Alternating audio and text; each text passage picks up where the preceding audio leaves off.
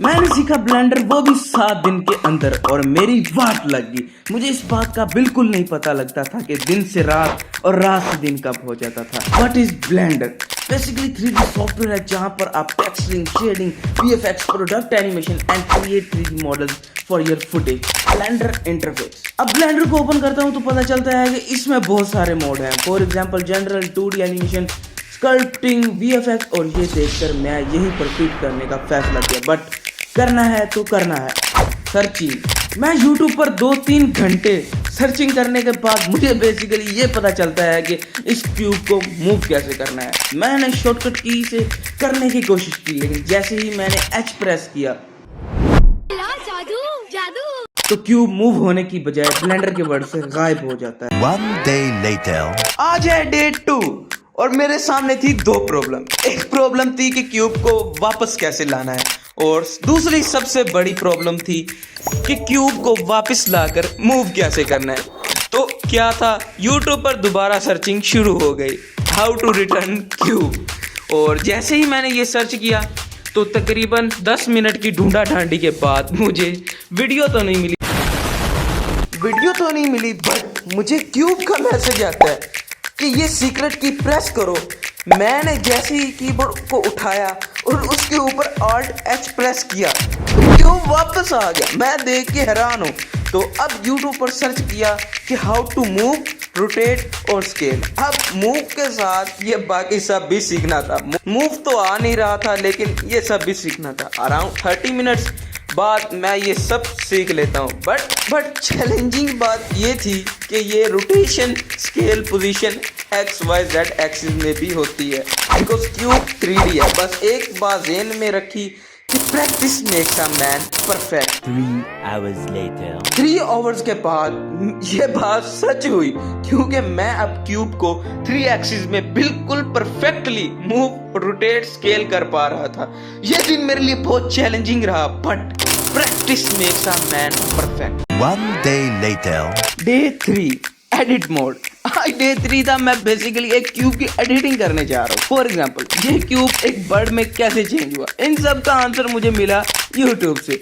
अब ये पता चलता है कि अगर टैब प्रेस करें तो हम एडिट मोड में चले जाते हैं। क्यूब की 3 चीजें इंपॉर्टेंट थी, एक वर्टिसेस, फेस, एज। अब ये पूछोगे कि ये क्या है तो मैं खुद इनको डिटेल में नहीं जानता, बट अराउंड 1 आवर के लेक्चर लेने के बाद मैं सो गया। Around 6 hour later. अब रात को मैं उठा और मुझे पता लगता है कि क्यूब की एज होती है, वर्टिसेस होती है, जो कॉर्नर पर डॉट नज़र आ रहे होते हैं वो बेसिकली वर्टिसेस हैं, और बाकी फेस उसके साइड वाले हैं। ठीक हो गया। यहाँ पर पता चलता है कि एक्सट्रूड नेम का टूल भी है, शॉर्टकट की उसकी E है। अगर मैं किसी भी एज, फेस या वर्टिसेस को सिलेक्ट करके E प्रेस करता हूँ तो मैं उसको लंबा कर पा रहा था, जिससे ब्लेंडर अब अच्छा लगने लग गया था। और एक टूल सीखा, बेवल। बेसिकली ये एज, वर्टिसेस या फिर फेस को स्मूथ करने के लिए होता है। One day later. आज है डे 4 और मुझे सीखने हैं मॉडिफायर। बेसिकली मॉडिफायर्स किसी भी ऑब्जेक्ट के ऊपर अप्लाई होते हैं। फॉर एग्जांपल अगर एक क्यूब को 10 बार डुप्लीकेट करना है तो क्या 10 बार शिफ्ट D प्रेस करके डुप्लीकेट करेंगे? हाँ, एक नूब यही काम करेगा, बट एक प्रोफेशनल बंदा मॉडिफायर यूज करेगा। अरे मॉडिफायर, इससे आप XYZ में कहीं भी डुप्लीकेट कर सकते हैं। बस आपको टाइप करना है कि कितने डुप्लीकेट चाहिए उस ऑब्जेक्ट के। Searching about modifiers.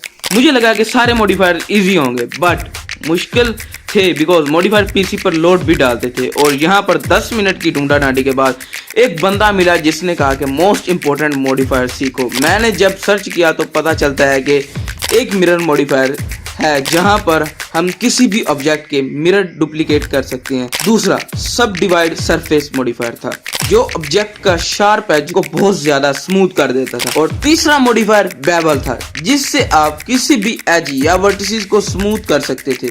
और बिगिनर लेवल के लिए इतना ही काफी। One day later. मैंने तकरीबन इस रूबिक्स क्यूब पर 5 घंटे लगाए हैं और ये क्यूब बन के तैयार है फाइनली। बट अभी ये फीका फीका लग रहा है क्योंकि इसके अंदर शेडिंग, टेक्सचरिंग वगैरह ऐड नहीं। अब इनका पता तो मुझे भी इतनी डिटेल में नहीं था, बट अराउंड 3 आवर्स के बाद अब मास्टर बन चुका था। बिकॉज मैंने अपने रूबिक्स क्यूब के अंदर मटेरियल्स ऐड कर लिए थे, जो कि देखकर मैं भी बहुत खुश था। 1 day later.